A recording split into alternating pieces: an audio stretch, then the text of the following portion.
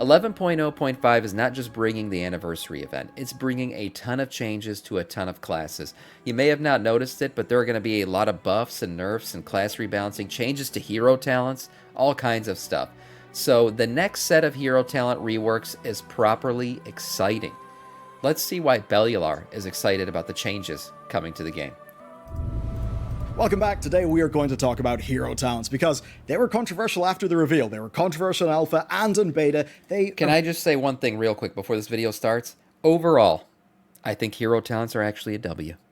I actually think hero talents have been a very good addition to the game. I was very concerned about balancing and how they're going to do this and everything, but I do feel like it's brought more class identity to a lot of specs. It's brought a lot more fantasy into the game, and obviously some cool new ways to play your tunes. So I actually think overall it was a good addition, and I was very much worried about it when they first announced it. Arrived more miss than hit. Visuals barely implemented, the backlash was real, but the good news today is that since then so much has improved, and with patch 11.0.5 on the PTR, there's actually hope for the hero talents that have been left behind. And that's because the last PTR update made a quiet change, a single line in the patch notes that tells us what Blizzard is willing to do.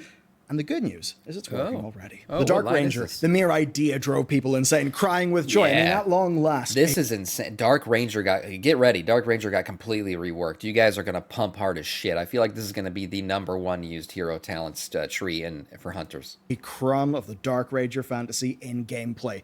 BFA, the expansion, and Shadowlands aside, the whole Dark Ranger thing was sold so well by the BFA cinematic. And then the game happened. Dark Ranger just came out of the oven raw. Like, Black Arrow was back as its own ability. It had some interactions with the rest of their kit, but it just had no sauce. It was boring. And what it added was just another 30-ish second cooldown on top of the stack of those that the hunters already had. It wasn't that exciting, and if it was 2 years ago, I basically would have said, better luck next expansion. You gotta wait for 2 years. But not now. Season 1 hadn't even started when Blizzard announced that almost full reworked Dark Ranger... What is going on with these trousers? I mean, there is something extremely interesting going on. I don't know if it's the color of the skin that this person picked with these trousers, but there is, this is T-Mog at its finest. What the hell? Oh, damn. And pushed it to the PTR for testing. Now, you can get the Banshee wings, the effect that everybody loved from the cinematic, and you can combine that with the old Sylvanas armor that's coming in the trading post and the Dark Ranger customizations for elves, to the point where you can now just get exactly what you want.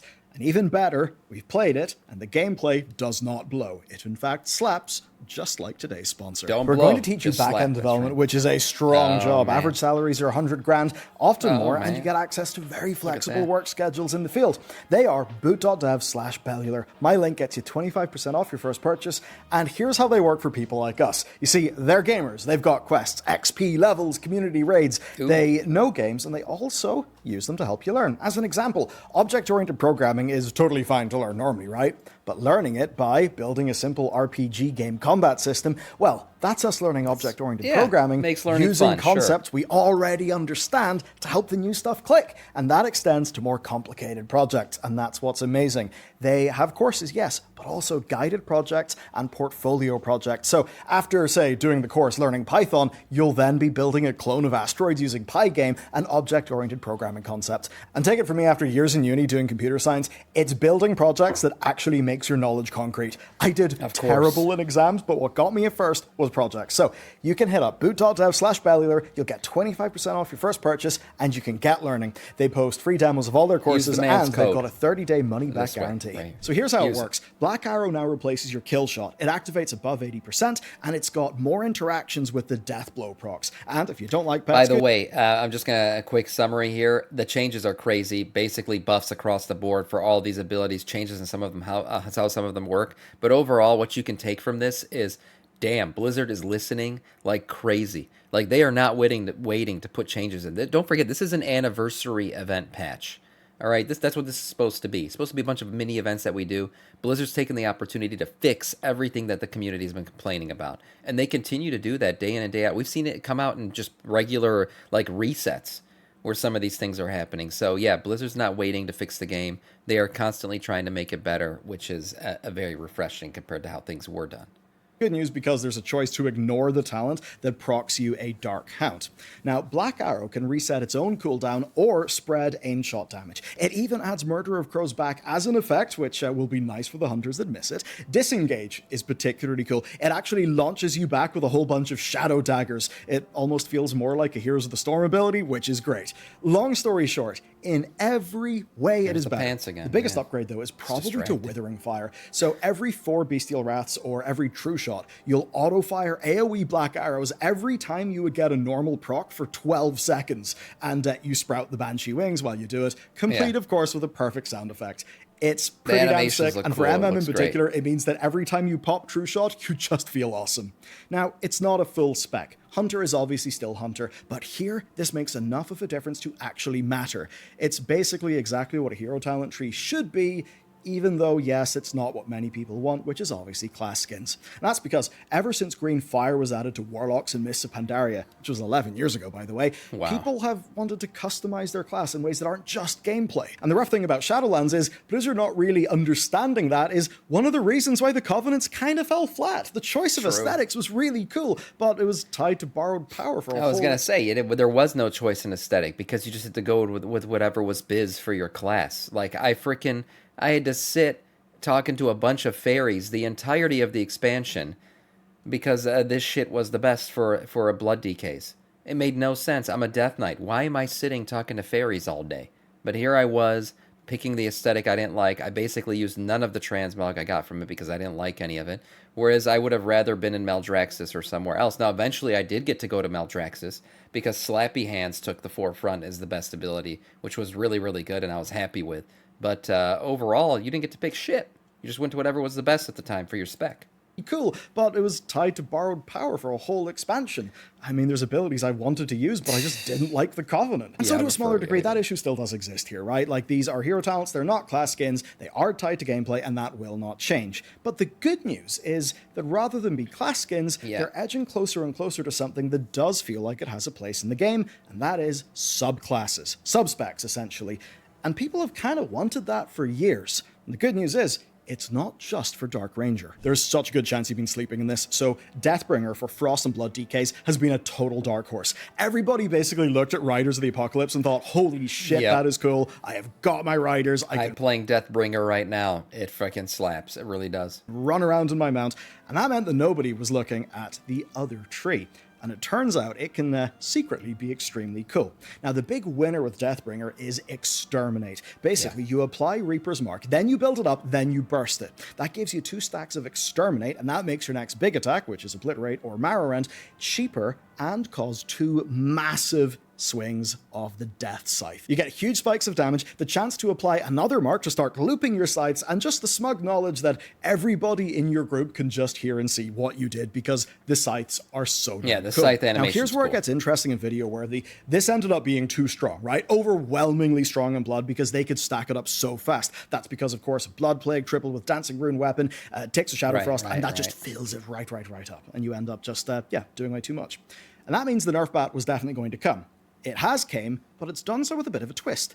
It's got a small rework that loses none of the fun, redistributes a little power, and adds great new quality of life. Most importantly, there's a new talent that gives Soul Reaper procs, and that means the Death... Wait, what happened? What happened? New talent, Reaper of Souls. When you apply Reaper's Mark, the cooldown for Reaper of Souls is reset. Okay, Painful Deaths. What is the change? Grim Reaper has been updated. Reaper's Mark, initial strike grants Killing Machine 3 charges. Shield Reaper's Mark Explosion deals 30% increased damage base target. Okay, I'll look into this more. 100% damage faster. I don't want to just sit here and read this the entire time, but okay, so there were changes made. I'll have to look at this. Reaper procs, and that means the Deathbringer tree is now more focused on the existing death fantasy on top of being probably the most striking death-related ability in World of Warcraft, the game overall. But then there's something else. Cool. Reaper's Mark has proven strong enough that you want to open with it, and that then caused a few issues. So now it grants 3 Bone Shield charges for Blood and Killing Machine for Frost. Nice. And that basically means Blizzard saw being overpowered, they saw the gameplay problems, and they've rapidly went and made it way better, but also sustainable. But that's not all for the DKs. A tiny up, line Beanie? has done a huge amount to fix the other blood tree, San Lane. So it used to activate with vampiric blood, and that turned a defensive into an offensive, and it kind of threw the whole spec into a weird disarray. Now, though, it activates with Dancing Rune Weapon, which is your offensive cooldown. Technically speaking, it's a tiny change, but gameplay-wise, like, that's completely transformational. And it kind of means that either they play the game, see their mistakes, and work on them, or they're just very well attuned to the feedback. That's the one takeaway that I've been seeing looking at the PTR. And thankfully, the same can be said for the people working on most of the hero talents right now. As an example, Paladin's Lightsmith got 2 out-of-place and very specific talents replaced, and the new additions are just themed perfectly, right? So one of the new Lightsmith talents turns you and your buff buddy into proper partners, where overhealing to one will transfer to the other, and if either of you drop below 40% health, you lend each other some health for the next few seconds. Oh, wow. So that's really neat. That's pretty cool. And the other one is a cooldown reduction on interrupts, which of course is perfect for the Prot and the Holy Paladins, who just love being absolute life-saving gods in Mythic Plus. But that's actually not all, because the Shaman Stormbringer is a similar story. You can now randomly get struck by lightning, which normally is a bad thing, but here it gives you speed, which is pretty cool. And they've also hotfixed a key annoyance where pressing the new button proc Tempest wasn't always your highest priority. So you'd basically feel like your procs would be wasted. That sucks when it happens.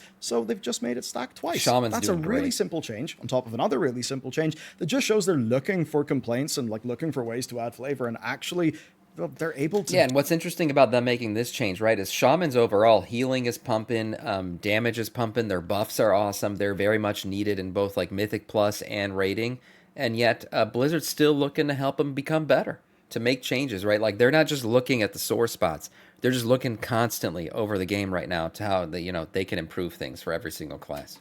Do it fast instead of next expansion. And they've also ironed out minor issues with all 3 hero talent trees, as an example like Farseer proccing off more than just Lava Burst. Then for the Warlocks, good news for Diabolists, you've had a bit of a change to kill some degenerate gameplay, and not via a nerf, but actually by buffing the weaker side of things to feel better. And then Rogues finally have got their biggest issue with the Trickster tree fixed, which is a coup de grace will not lock you out of actions for a few seconds, which is pretty big. And the wild thing is, that's not even all of the fixes and changes that are coming. Mages have had Sun Fury and Spellslinger fixes, Priest has got some key Archon updates, and more are sure to come. The point here, though, is it actually seems they're committed to doing things right, and they've changed how they actually develop the game. A game producer called George Velev said as much in a few different interviews. As an example to Mr. GM, he said that these are basically part of your character going forward, like the hero talent trees, and that like their original vision for talents. That's kind of why I was scared for hero talents to begin with, is I know they're not going with borrowed power anymore. Like, this is not just going to be a one expansion off thing. They want to continue this forward. So they're adding this completely new tree within a tree thing, and I was like, oh shit, this is going to be a problem for like expansions to come now. They're going to have to rebalance this all the time. Well, I mean, yes, they're going to have to rebalance it, but it does seem like a pretty good integration into the talent trees, to be honest. It's been good. They're not borrowed power. They're actually a part of our core class. They're not something that'll just be like thrown in the bin when the next expansion comes. Right. And so that means they're treating them with the utmost seriousness, not as if there's something where realistically you can only polish it so much till the point where there's just no point anymore, because they're going to be replaced. And that, of course, brings me to the future. This leaves us with a fairly interesting big picture. Now, look, I obviously cannot tell the future, but we can extrapolate. Whenever Dragonflight launched with completely new talents, we were excited, but when it came to gameplay, Blizzard kind of botched loads of them. They then basically spent a whole expansion tinkering and fiddling, sometimes minor iterations, sometimes just throwing a tree out and starting. And I think overall the talent trees, the new ones that they introduced in Dragonflight, by the end of Dragonflight, were very good. I think the talent trees were a massive upgrade. One of the best things they did in Dragonflight was the new talent trees. On top of that, you had dragon riding and profession changes and stuff like that. But the talent trees were very, very good. And I think that was, that was the point of Dragonflight, was like a rebuilding, relaying of the foundation, and it did just that. Starting again, I mean, look at the Rat Paladin rework of 1007. Now, that got us to where we're at right now, a place with very few class complaints, at least if you're not a Demon Hunter. And the Demon Hunters actually bring up a new problem for the WoW team, and that's that some upgrades, like with the Paladin and the Mage, they're actually getting so good that we've got a higher standard for classes now. That is a pretty damn serious win, even if it doesn't always feel like it. And that means we can expect to end this expansion with just about all of the hero talents in a radically better place than they're in right now. And probably the same for Tells, given all of the crazy launch issues they had. The good news, though, is they've done loads of hotfixes. They've basically settled on the design now for Season 1. And you can learn how to thrive in light of all of those changes by checking out this video next. Yeah, one thing you can be confident in, and the way Blizzard's doing things now, is if something's broken, something seems wrong, they're working on it, right? And he just said it. Delves, I mean, look at all that. We got freaking daily changes in Delves for the most part when it first launched. So, and they're all good changes. Everything seems to be in a better spot now. The Delves rebalancing seems to be in a good spot. Hero talents seem to be in a better spot. What else have they changed? The raid, we were just talking about it. All the changes they've made to the Mythic Plus dungeons and raids since they first launched. Tons of nerfs, buffs, rebalancing of things. Like, they're not just leaving anything as is. They're definitely listening to feedback and acting on that feedback in a very rapid way. So overall, I think that's led to a very good launch for the War Within, and so far a very good expansion overall.